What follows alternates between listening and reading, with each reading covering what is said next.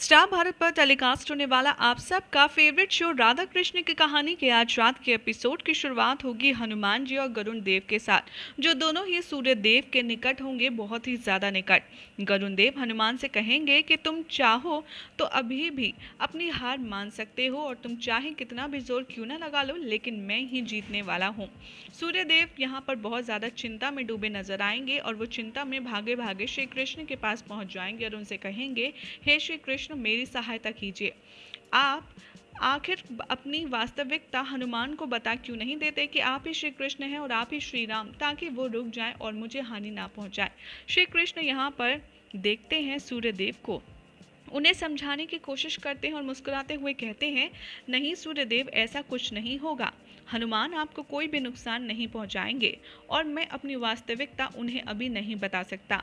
ये देखकर सूर्यदेव काफ़ी ज़्यादा निराश हो जाएंगे और उनसे हाथ जोड़कर अर्चना करते हुए नजर आएंगे और कहेंगे कि अगर आप ही हमारी सहायता नहीं करेंगे तो भला कौन करेगा।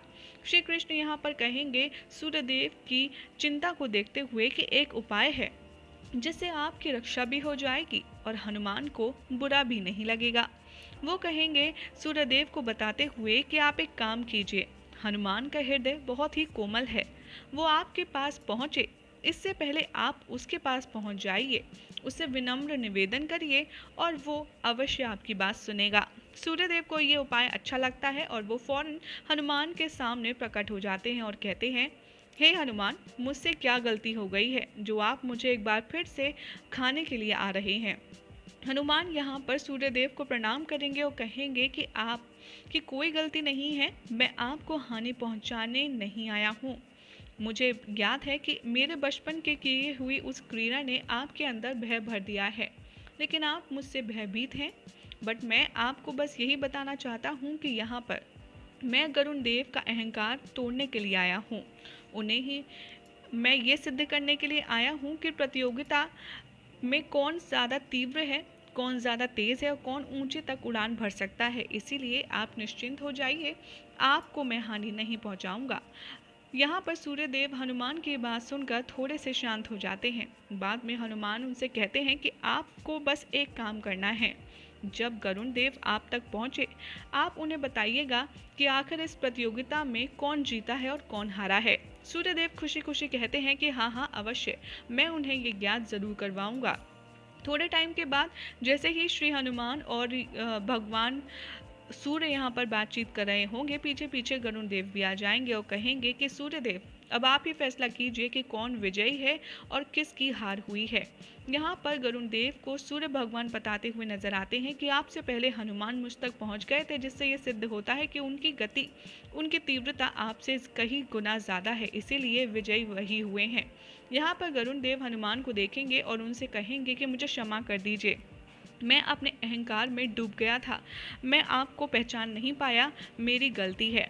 हनुमान जी यहाँ पर कहेंगे कि ऐसी कोई बात नहीं है, मैं आपको बस इतना ही सिद्ध करवाना चाह रहा था गरुण देव कि हमेशा अहंकार में किया हुआ काम बहुत ही ज़्यादा ख़राब होता है और आप अब आ ही गए हैं तो मैं आपको एक और चीज़ समझाना चाहूँगा कि मैं आपको बस यही समझाने की कोशिश कर रहा था कि किसी के भी आराध्य श्रेष्ठ हैं, किसी के भी आराध्य की कितनी ज़्यादा ताकत है उससे फ़र्क नहीं पड़ता। अहंकार में आकर कभी भी ऐसा कार्य नहीं करना चाहिए। लेकिन आपने अपने प्रभु की जितनी तारीफ़ की है, मुझे भी अब उनसे मिलने की इच्छा तीव्र होती जा रही है। मैं आपके प्रभु श्री कृष्ण से अवश्य मिलना चाहूँगा। लेकिन एक और बात, जब तक तुम अहंकार मुक्त हो रहे हो तब तुम्हारी तीव्रता और तुम्हारी शक्तियाँ भी दुगनी हो गई हैं, अब तुम अधिक तीव्रता से उड़ सकते हो। ये सुनकर गरुण देव बहुत खुश हो जाते हैं और हनुमान जी का प्रणाम कहकर के वो वहाँ से चले जाते हैं। हनुमान जी से सूर्यदेव कहते हैं कि अब आप मुझे आपके आदर सत्कार का मौका दीजिए, आप बताइए आप क्या खाएंगे। हनुमान कहते हैं कि नहीं, मुझे अब द्वारका जाना होगा, मुझे बहुत तीव्र भूख भी लगी है। सूर्यदेव यहाँ पर कहते हैं कि कहीं आप उन्हीं लड्डुओं की बात तो नहीं कर रहे जो श्री कृष्ण की द्वारका नगरी में बन रहे हैं और राधा उन्हें बना रही हैं। हनुमान कहेंगे कि लगता है आप उस युवती के बारे में बात कर रही हैं जो स्वयं को श्री कृष्ण के सबसे बड़ी भक्त बताती है। सूर्यदेव कहते हैं कि हाँ, आपने बिल्कुल ठीक समझा। हनुमान यहाँ पर कहते हैं कि हाँ, मुझे भी उस स्त्री से मिलने की इच्छा अधिक हो रही है जो किसी के लिए अपनी इतनी ज़्यादा इच्छा प्रबल रखती है और उन्हें भक्ति में मुझसे पीछे छोड़ने का उसने चुनौती दिया है। यहाँ पर दिखाया जाएगा द्वारिका का सीन, जहाँ पर राधा और दाऊ मिलकर श्री कृष्ण के अतिथि का वेट कर रहे होंगे। यहाँ पर हनुमान पहुँच जाते हैं द्वारिका, लेकिन वो अपना जो साइज़ है वो बहुत छोटा कर लेते हैं और इतना छोटा कर लेते हैं कि कोई उन्हें ठीक से देख नहीं पाता। और यहाँ पर बलराम दाऊ ने सारे सैनिकों को ये आदेश दिया होता है कि जैसे ही वो व्यक्ति द्वारिका में प्रवेश करे, सबसे पहले तुम उसे मेरे पास लेकर आओगे, क्योंकि उससे सबसे पहले मैं मिलना चाहता हूँ। और उधर राधा ने जो लड्डू बनाए होते हैं उसके बारे में बलराम दाऊ सोचते हुए कृष्ण के पास जाते हैं और कहते हैं कि कृष्ण, वो जो द्वारिका में लड्डू बनाए गए हैं, जो राधा ने द्वारिका वासियों में बनाए हैं, वो आखिर कब बांटने हैं। श्री कृष्ण बलराम दाऊ से कहते हैं, रहने दीजिए दाऊ, मेरे अतिथि सारे के सारे लड्डू खा जाएंगे। इससे बेहतर होगा कि आप द्वारिका वासियों में इस बात का वर्णन ना करें तो ही अच्छा है, क्योंकि वो ऐसा अतिथि है जिसे ये सारे लड्डू भी भले कम पड़ जाएंगे। बलराम दाऊ मजाक उड़ाते हैं और कहते हैं कि भला लड्डू दुगनी तादाद में बने हैं, तुम्हारा अतिथि आखिर ऐसे कितने लड्डू खा जाएगा। ऐसे तो तुम फालतू बात कर रहे हो, मैं द्वारका वासियों को बताऊंगा। और श्री कृष्ण कहते हैं कि सोच लीजिए, मैंने तो आपको पहले ही आगाह कर दिया है, अब आप देख लीजिए आपको क्या करना है। बलराम दाऊ हमेशा की तरह कृष्ण की कोई बात नहीं मानते और वो जाकर के द्वारका वासियों को अनाउंस कर देते हैं कि आज सब राधा के हाथ के बने लड्डू खाएंगे। राधा ने आप सब के लिए लड्डू बनाए हैं और उन्हें खाकर ही आप लोग यहाँ से जाइएगा। और पूरी द्वारिका नगरी में खुशी की लहर गूंज जाती है और वो राधा की जय करने लगते हैं। उधर दिखाया जाएगा कि हनुमान पूरी द्वारिका में लड्डुओं की खुशबू को ढूंढ रहे होते हैं कि आखिर ये आ कहाँ से रही है और उन्हें नहीं मिलती। वो बहुत खोजते हैं, खोजते खोजते थोड़ी देर बाद उन्हें श्री कृष्ण दिखाई देते हैं, जिसमें उन्हें भगवान राम की छवि नजर आती है। यहाँ पर हनुमान बहुत ज़्यादा आश्चर्यचकित हो जाते हैं और कहते हैं कि मेरे प्रभु भला यहाँ कैसे, मुझे अपने प्रभु यहाँ क्यों दिख रहे हैं।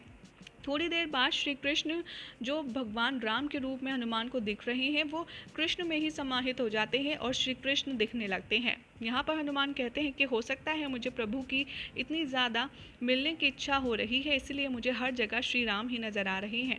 यहाँ पर हनुमान भूखे हैं, ये श्री कृष्ण समझ जाएंगे और उन्हें रास्ता बताने के लिए लड्डुओं का वो अपने एक दरबान से कहेंगे कि रसोई घर में वहाँ पर इतने सारे लड्डू रखे हैं, तुम उन्हें बाहर लाने में मेरी सहायता करो। यहाँ से हनुमान जी को समझ आ जाता है कि लड्डू कहाँ रखे हैं और वो उन लड्डुओं के पीछे पीछे चले जाते हैं। श्री कृष्ण अपने मन ही मन हनुमान को देखते हुए कहते हैं कि मैं भला अपने हनुमान को भूखा कैसे रहने दे सकता हूँ।